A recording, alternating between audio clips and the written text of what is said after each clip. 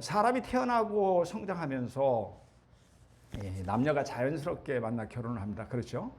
또 결혼한 후에 서로 정겹게 잘 사는 그런 부부를 가리켜 사람들은 인꼬 부부라고 이렇게 부릅니다.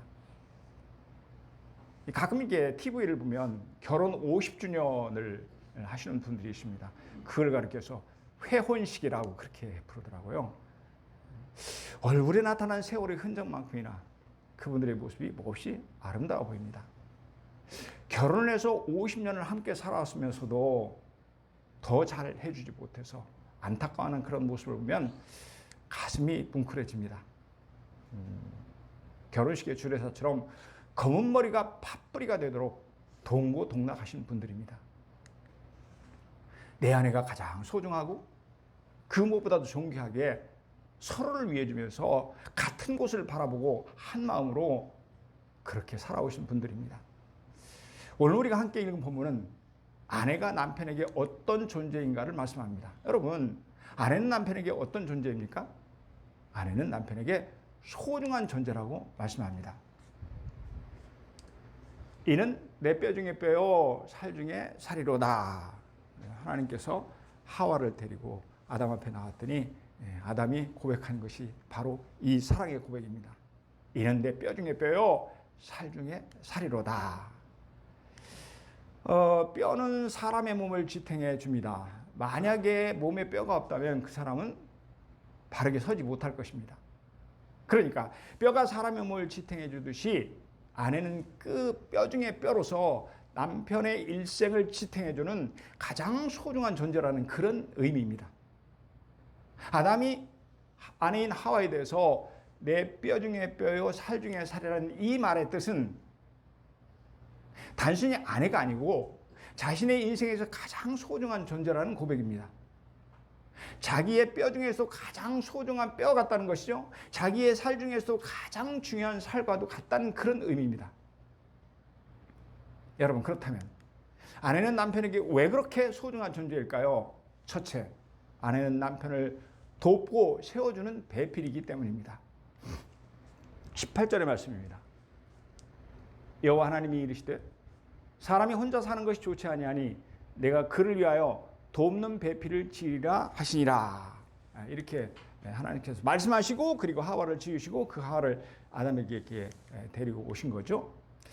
하나님은 아담이 혼자 살 수 없기에 남편을 돕는 배필로 아내를 지으셨습니다. 남편을 세워주는 배필로 지으셨습니다. 그러므로 아내는 남편에게 있어서 가장 귀하고 귀한 존재입니다. 옛날 속담에 과부의 집에는 쌀이 소말이요 호라비의 집에는 이가 소말이라 이렇게 말했습니다. 여러분, 이가 뭔지 알죠? 그러니까 남편이 아내 없이 살면 이만 득실득실하지만 아내는 혼자 살아도 쌀을 소말이나 만드는 아주 귀한 존재라는 뜻입니다. 이 말은 아내의 존재 가치를 말씀하고 있습니다. 그렇습니다. 여러분, 남편이 혼자 살면 할 수 없는 것이 참 많지요? 그러므로 남편은 아내가 세워주고 도와주어야 살아갈 수 있습니다. 이처럼 아내가 소중한 것은 남편을 세우고 돕는 존재이기 때문입니다. 우리 시간 잠깐 동영상 감상하시겠습니다. 아내가 어이없이 우리 곁을 떠난 지 4년. 지금도 아내의 자리가 너무 크기만 합니다. 어느 날 출장으로 아이에게 아침도 챙겨주지 못하고 집을 나섰습니다. 그날 저녁 집에 와서 아이와 인사를 나눈 뒤 양복 상의를 아무렇게나 벗어놓고 침대에 벌렁 누워버렸습니다. 그 순간 뭔가 느껴졌습니다. 빨간 양념 국물과 불어서 손가락만 해진 라면이 이불에 퍼질러진 게 아니겠습니까? 컵라면이 이불 속에 있었던 것입니다. 이게 무슨 일인가는 뒷전으로 하고 자기 방에서 동화책을 읽던 아이를 붙잡아 장단지며 엉덩이며 마구 때렸습니다. 왜 아빠를 속상하게 하냐며 때리는 것을 멈추지 않고 있을 때 아들 녀석의 울음 섞인 몇 마디가 손을 멈추게 했습니다. 아빠가 가스레인지 불을 함부로 켜서는 안 된다는 말에 보일러 온도를 높여서 데워진 물을 컵라면에 부었답니다. 그래서 하나는 자기가 먹고 하나는 아빠 드리려고 식을까봐 이불 속에 넣어둔 것이랍니다. 가슴이 메어왔습니다. 아들 앞에서 눈물 보이기 싫어 화장실로 가서 수돗물을 틀어놓고 엉엉 울었습니다. 1년 전에 그 일이 있고 난 후 제 나름대로 엄마의 빈자리를 채우려고 많이 노력했습니다. 아이는 이제 7살, 내년이면 학교 갈 나이죠. 얼마 전 아이에게 또 매를 들었습니다. 일하고 있는데 유치원에서 회사로 전화가 왔습니다. 아이가 유치원에 나오지 않았다고. 너무 다급해진 마음에 회사에 조퇴를 하고 집으로 왔습니다. 그리고 아이를 찾았죠. 동네를 이잡듯 뒤지면서 아이 이름을 불렀습니다. 그런데 그놈이 혼자 놀이터에서 놀고 있더군요. 집으로 데리고 와서 화가 나서 마구 때렸습니다. 하지만 단 한 차례의 변명도 하지 않고 잘못했다고만 빌더군요. 나중에 안 사실이지만 그날 부모님을 불러놓고 재롱잔치를 한 날이라고 했습니다. 그 일이 있고 며칠 후 아이는 유치원에서 글자를 배웠다며 하루 종일 자기 방에서 꼼짝도 하지 않은 채 글을 써대고 있었습니다. 그리고 1년이 지난 후 아이는 학교에 진학했죠. 그런데 또 한 차례 사고를 쳤습니다. 그날은 크리스마스 날 일을 마치고 퇴근을 하려고 하는데 한 통의 전화가 걸려왔습니다. 우리 동네 우체국 출장소였는데 우리 아이가 주소도 쓰지 않고 우표도 붙이지 않은 채 편지 300여 통을 우체통에 넣는 바람에 연말 우체국 업무에 지장을 끼친다고 온 전화였습니다. 그리고 아이가 또 일 저질렀다는 생각에 불러서 또 매를 들었습니다. 아이는 그렇게 맞는데도 한마디 변명도 않은 채 잘못했다는 말만 하더군요. 그리고 우체국에 가서 편지를 받아오는 아이를 불러놓고 왜 이런 짓을 했냐고 하니 아이는 울먹이며 엄마한테 쓴 편지라고 순간 울컥하며 제 눈시울이 맑아졌습니다. 아이에게 다시 물어보았습니다. 그럼 왜 한꺼번에 이렇게 많은 편지를 보내냐고. 그러자 아이는 그동안 우체통에 키가 닿지 않아서 오기만 했는데 오늘 가보니깐 손이 닿아서 다시 돌아와 다 들고 갔다고. 아이에게 무슨 말을 해야 할지 몰랐습니다. 그리고 아이에게 엄마는 하늘나라에 있으니 다음부턴 적어서 태우면 엄마가 볼 수 있다고. 밖으로 편지를 들고 나간 뒤 라이터 불을 켰습니다. 그러다가 문득 무슨 내용인가 궁금해서 하나의 편지를 들었습니다. 보고 싶은 엄마에게 엄마, 지난주 우리 유치원에서 재롱잔치 했어. 근데 난 엄마가 없어서 가지 않았어. 아빠한테 말하면 엄마 생각날까봐 하지 않았어. 아빠가 날 막 찾는 소리에 그냥 혼자서 재미있게 노는 척했어. 그래서 아빠가 날 마구 때렸는데 얘기하면 아빠가 올까봐 절대로 얘기 안 했어. 나 매일 아빠가 엄마 생각하면서 우는 것 봤어. 근데 나는 이제 엄마 생각 안 나. 아니, 엄마 얼굴이 기억이 안 나. 보고 싶은 사람 사진을 가슴에 품고 자면 그 사람이 꿈에 나타난다고 아빠가 그랬어. 그러니까 엄마, 내 꿈에 한 번만 나타나줘. 그렇게 해줄 수 있지? 약속해야 돼. 편지를 보고 또 한 번 고개를 떨구었습니다. 아내의 빈자리를 제가 채울 순 없는 걸까요? 시간이 이렇게 흘렀는데도 우리 아이는 사랑받기 위해 태어났는데도 엄마의 사랑을 못 받아 마음이 아픕니다. 정말이지 아내의 빈자리가 너무 크기만 합니다.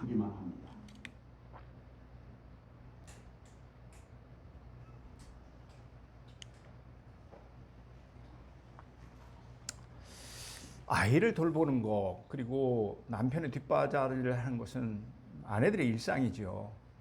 아내가 있을 때는 몰랐었는데 의식하지 못하고 그렇게 살아왔는데 아내가 없으니까 그 자리가 그렇게 클 수가 없더라는 것입니다.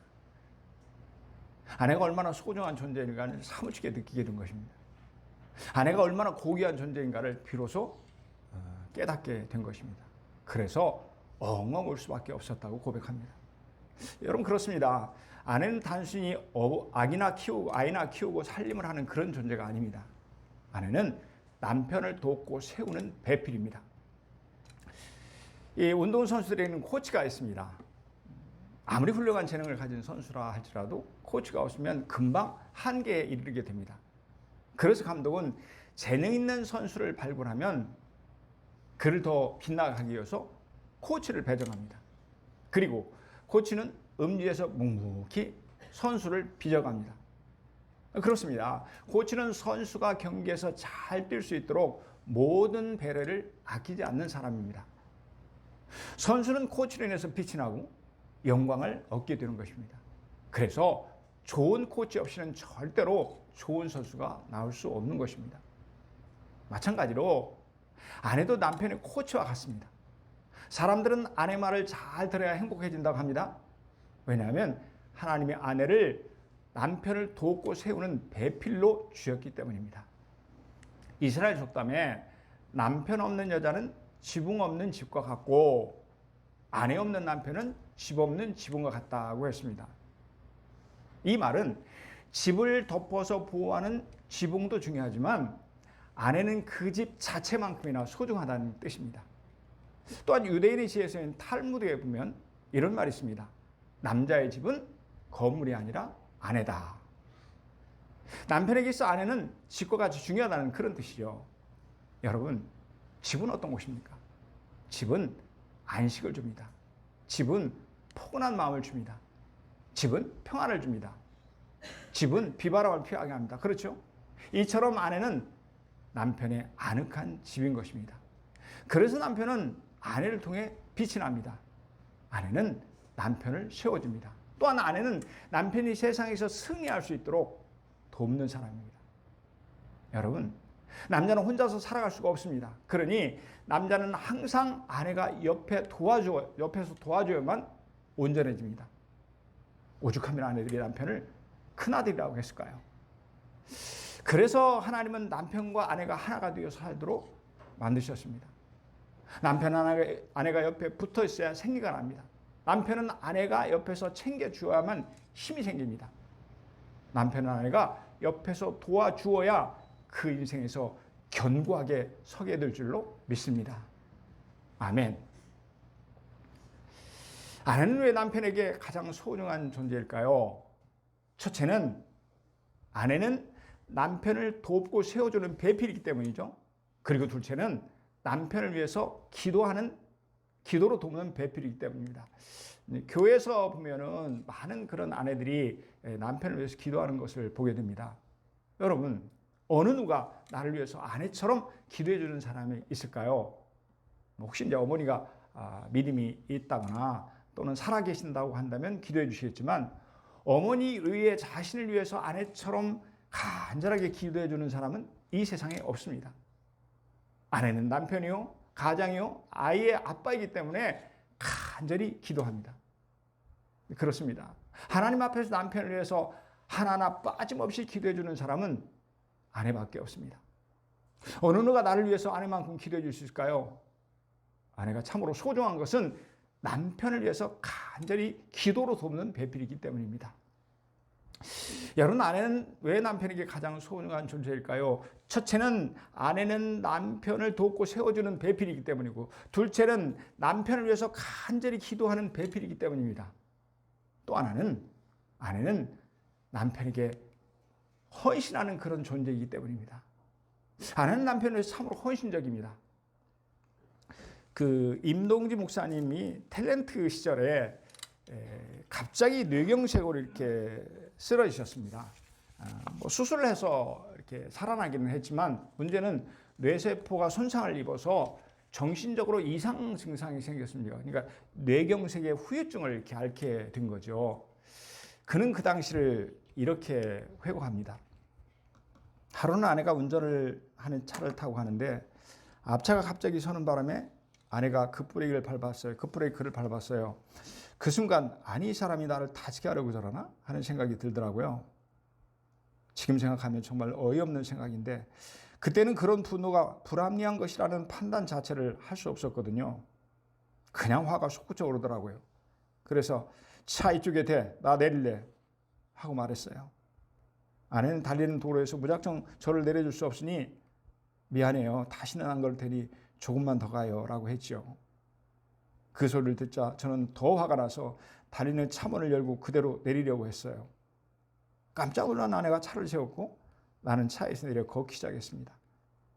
내가 인적이 없는 길을 또박또박 걷는 동안 아내는 차를 천천히 운전하며 뒤따라왔습니다.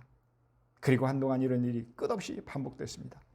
그럴 때마다 제 아내는 내가 갑자기 화를 내면 자리를 피합니다. 그리고 화가 가라앉을 때면 나타나서 혀를 내밀고 놀리듯 빙긋빙긋 웃어주었습니다. 그러고는 내가 뭘 잘못했는지 조곤조곤 말하는데 당할 재간이 없더라고요. 나는 그런 아내 덕분에 뇌경색 후유증을 가정 불화 없이 이겨낼 수 있었습니다. 생각해보면 죽음의 순간에도 삶을 생각한 것도 그리고 극심한 정신적 고통을 이겨낼 수 있었던 것도 다 아내 덕분이죠. 아내는 언제나 제가 힘들어할 때마다 저를 다독이고 평화롭게 만들어 주었어요. 예, 이런 내용입니다. 그렇죠. 그게 바로 아내입니다. 예, 설교를 준비하면서 저를 한번 생각해 봤어요. 내 아내는 지금까지 나에게 어떤 존재였던가. 아내는 삼남 오녀의 막내딸로 가족들의 사랑을 듬뿍 받고 살다가 삼남 이녀 장남 며느리로 저에게 시집을 와서 고생을 참 많이 했습니다. 몸고생은 말할 것도 없고 시부모를 섬기면서 또 시동생까지 챙기느라고 마음고생을 참 많이 했습니다. 어렵고 힘들어 불평도 나고 짜증도 낼 만도 한데 남편인 제가 좀 힘들어할까 봐서 그런지 무던히 잘 참고 견디더라고요. 저는 이제 직업이 체육교사라서 아침에 일찍 나가 운동부를 지도했습니다. 새벽잠이 유난히 많았던 그런 아내였지만 아이를 둘이나 키우면서도 일찍 일어나서 식사 준비를 하는 등 지극정성으로 저를 돌보아 주었습니다. 이 목사님들은 이런 말을 합니다. 목회를 하는데 사모가 차지하는 그런 비중이 참 높다고 얘기합니다. 저도 전적으로 그 말에 동감합니다. 제 목회의 90% 이상 아내가 맡아서 지금도 묵묵히 일하고 있습니다. 그러므로 아내는 나의 그림자입니다. 언제나 아내는 내 곁에 있었습니다. 또한 항상 무슨 일이든 내가 한 일을 돕고 있었습니다. 늘상 그랬듯이 아내는 언제나 말없이 있는 힘을 다해서 나를 도왔습니다. 그러므로 아내는 나의 분신입니다. 아내는 이제 내 표정만 봐도 내 모든 것을 압니다. 내가 말하지 않아도 내 마음과 생각을 훤히 읽어냅니다. 그리고 옆에서 간곡히 위로하고 도와줍니다. 나는 이제 아내 없이는 아무것도 할 수 없을 것 같습니다. 아내는 나에게 너무나 소중한 존재입니다. 아내를 얻는 자는 복을 얻고 여호와께 은총을 받는 자이라. 잠언 18장 22절의 말씀입니다. 그렇습니다. 누가 남편을 위해서 울어줍니까? 오직 아내밖에 없습니다. 남편이 중풍에 걸린다고 해도 끝까지 남는 사람은 오직 아내밖에 없습니다. 어떤 사람은 뭐 친구가 좋다고 하고 어떤 사람은 뭐 형제가 좋다고 하지만 끝까지 남는 사람은 오직 아내밖에 없습니다. 여러분 그렇지 않습니까? 그러기에 남편에게 아내는 더욱 소중한 존재입니다. 아내는 오로지 남편을 위한 1대1의 멘토입니다. 하나님은 1대1 코치로 아내를 보내주셨습니다. 아내는 내 곁에서 나를 돕는 자로 하나님 보내주신 소중한 배필입니다. 아내가 아니면 결코 받을 수 없는 것을 받게 하시려고 하나님이 나를 위해서 보내주신 멘토요, 코치요, 나를 돕는 자가 바로 아내입니다. 그러므로 아내는 남편에게 가장 소중한 존재인 줄로 믿습니다. 아멘. 우리 피아노 반주 맞춰서 서로 소중한 마음으로 함께 찬양했으면 좋겠습니다. 당신은 소중한 사람.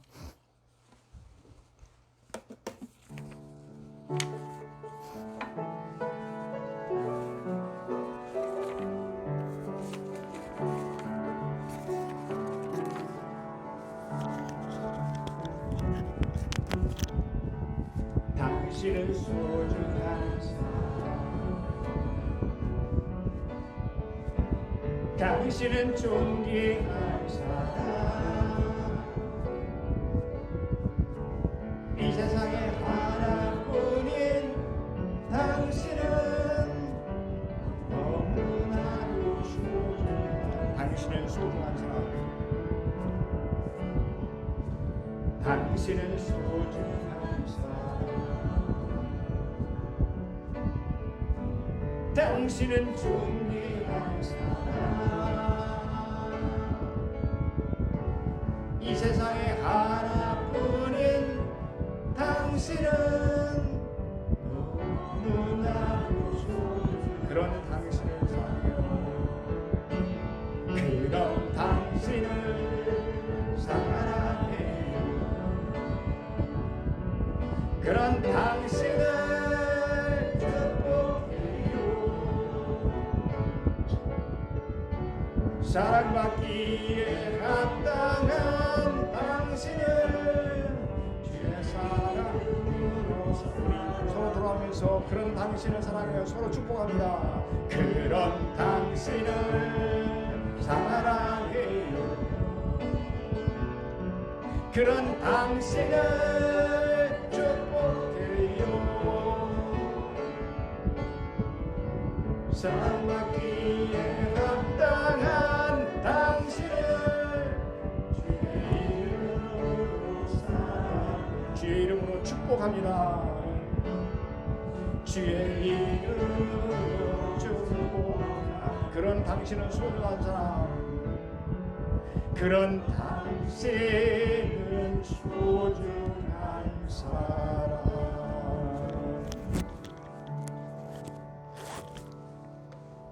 아멘 사랑하는 여러분 남편에게 아내는 가장 소중한 사람입니다 남편에게 아내는 가장 고귀한 사람입니다 남편의 인생에 가장 소중하고 가장 고귀한 사람이기에 이 세상에 하나뿐인 아내인 줄로 믿습니다 아멘 그렇다면 남편은 이처럼 귀한 아내와 어떻게 살아야 할까요? 오늘 본문에 보니까 내 뼈처럼 내 살처럼 소중하라고 말씀합니다 23절입니다 우리 같이 읽겠습니다 시작 아담이 이르되 이는 내 뼈 중에 뼈요 살 중에 살이라 아멘 아내인 하와를 본 남편이 아담이 고백합니다 이는 내 뼈 중에 뼈요 살 중에 살이라 아내는 남편에게 자신의 뼈같이 소중한 존재라는 뜻이죠 남편에게 아내는 자신의 살처럼 소중한 존재라는 의미입니다 그러므로 남편은 아내를 소중하게 여겨야 될 줄로 믿습니다. 아내를 참으로 사랑해야 될 줄로 믿습니다. 그렇다면 소중하게 여긴다는 말에는 어떤 의미가 담겨 있을까? 선교지에서 실제로 있었던 일입니다. 아프리카의 외진 마을에서 의료봉사를 하던 그 선교사가 전한 이야기입니다. 그 마을에는 외국 유학을 하고 돌아와서 축산을 하는 한 청년이 있었습니다. 가난한 조국을 위해서 일하겠다는 그런 뜻을 가진 인재였습니다. 그런데 그 마을에는 독특한 결혼 풍속이 있었습니다. 청혼을 하게 될 때 남자는 암소를 끌고 그 집 앞에 가서 외칩니다. 암소를 받고 딸을 주세요. 이것을 지창금이라고 부르는데 일반적으로 가격이 정해져 있었습니다. 예를 들어서 1등 신부에게는 암소 3마리, 다음으로 괜찮은 신부에게는 암소 2마리, 그리고 보통 신부라면 암소 1마리로 결혼을 승낙받을 수가 있었습니다. 어느 날 선교사는 청년이 사람들에게 둘러싸여서 청혼을 하려고 암소 9마리를 몰고 가는 것을 보고 깜짝 놀랐습니다. 아니 도대체 저 청년이 찾고 있는 처녀가 누구일래? 어떤 집으로 가는지 무척 궁금했습니다. 한참을 걷던 청년이 한 허름한 집 앞에 멈춰섭니다. 그리고 딸을 달라고 소리칩니다. 암소를 받고 딸을 주세요. 그런데 처녀가 나왔는데 보니까 몹시 마르고 초라한 모습의 여자였습니다. 언뜻 봐서는 그저 암소 1마리로 청혼할 상대에 불과했습니다. 그러자 마을 사람들이 수군대기 시작합니다. 그 후에 선교사는 봉사를 마치고 본국에 돌아왔습니다. 그런데 청년이 생각날 때마다 그가 왜 9마리의 소를 몰고 보잘것없는 처녀에게 청혼을 했는지가 매우 궁금했습니다. 그 세월이 흘렀습니다. 다시 그 마을을 찾아간 선교사는 이미 사학가가 되어 있는 그를 만났습니다. 저녁 식사에 초대를 받아서 식사를 하면서 그동안 궁금했던 암소 9마리를 건넨 이유를 물어봤습니다. 하지만 그는 빙그레 웃을 뿐 별다른 이야기를 하지 않았습니다. 바로 그때 커피를 들고 한 여인이 들어옵니다. 참 아름답고 우아한 여인이었습니다. 유창한 영어와 상대의 마음을 편안하게 해주는 잔잔한 미소를 가지고 있었습니다. 선교사는 마음속으로 생각합니다. 아, 이 사람이 다른 아내를 맞이했구나. 하긴 여자가 저 정도는 돼야 남자가 어울리지. 그 순간, 그러니까 그렇게 생각하는 순간 그가 천천히 말을 시작합니다. 저 사람이 그때 청혼했던 여자입니다. 선교사가 놀라워하자 그는 말을 이었습니다. 청년이 한 말입니다. 저 사람이 그때 청혼했던 여자입니다. 저는 어렸을 적부터 그녀를 사랑했습니다. 그런데 마을에선 몇 마리의 암소를 받느냐가 여자들의 세계에선 매우 중요한 문제였습니다. 사실 아내는 한 마리의 암소면 혼인을 승낙받을 수 있었습니다. 하지만 제가 사랑하는 여인이 스스로 자신의 가치를 한 마리의 암소값에 정하고 평생을 사는 것을 원치 않았습니다. 2마리나 3마리를 받던 처녀들과 비교하면서 움츠리며 살게 하고 싶지 않았습니다. 왜냐하면 저는 그녀를 무척 소중히 여겼기 때문입니다. 몇 마리의 암소를 받았냐가 평생 동안 자기 가치를 결정할 수 있기에 저는 9마리를 생각해낸 것입니다. 저는 결혼한 후 아내에게 공부를 하라거나 외모를 꾸미라고 요구한 적이 없습니다. 그저 있는 그대로의 아내를 사랑했습니다. 그런데 아내가 차츰 저의 진실을 받아들이기 시작했습니다. 혹시 나에게 암소 9마리 가치가 있는 것은 아닐까를 생각하는 것 같았습니다.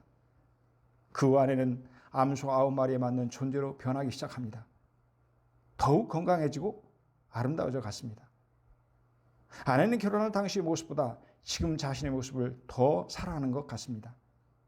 수군대던 마을 사람들도 아내의 밝은 미소를 사랑합니다. 그러면서 결론적으로 이렇게 말을 하더랍니다. 누군가 당신에게 소중한 사람이 있다면 그 사람에게 최고의 가치를 부여해야 합니다. 누군가로부터 인정을 받으려면 자신에게 최고의 가치를 부여해야 합니다. 그것이 제가 암소 90마리로 배운 인생의 교훈이었습니다. 이런 이야기예요. 그러니까 청년은 자기가 사랑했던 그 아내를 참으로 소중하게 여겼던 것이죠. 그래서 9마리의 암소를 끌고 여자 집에 가서 청혼을 했던 것이죠. 이처럼 소중히 여긴다는 것은 참으로 귀한 일입니다. 뿐만 아니라 상대는 내가 소중히 여긴 만큼 귀한 존재가 됩니다. 여러분 아멘입니까? 사랑하는 여러분, 남편은 아내를 황후처럼 소중하게 여기시길 바랍니다. 그러면 아내는 남편을 왕이 되게 할 것입니다.